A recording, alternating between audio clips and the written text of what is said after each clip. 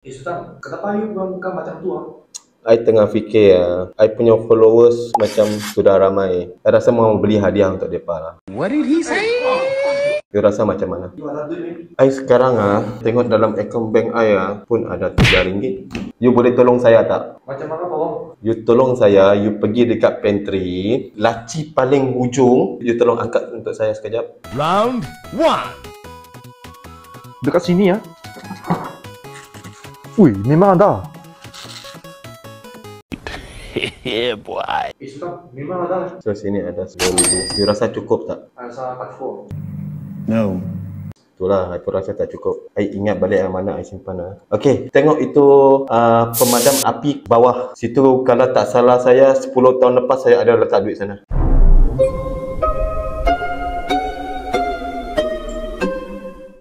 Round 2. Wah, ini orang betul-betul gila. Wah, memang ada. Nah, Sultan, ada lagi tak? Tak cukup RM20,000. Tak cukup.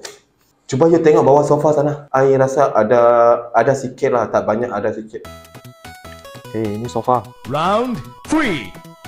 Ada pun.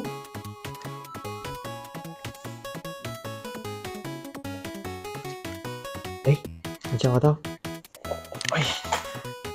Wah, ini orang memang banget tempat tak simpan tapi simpan sini. Thank you. Wah, Sultan, you memang betul-betul Sultan bukan Sultan Liman Gil.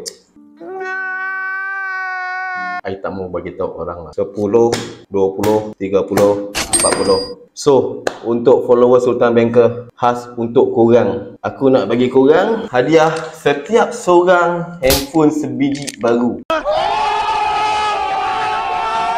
So, jom kita pergi kedai handphone.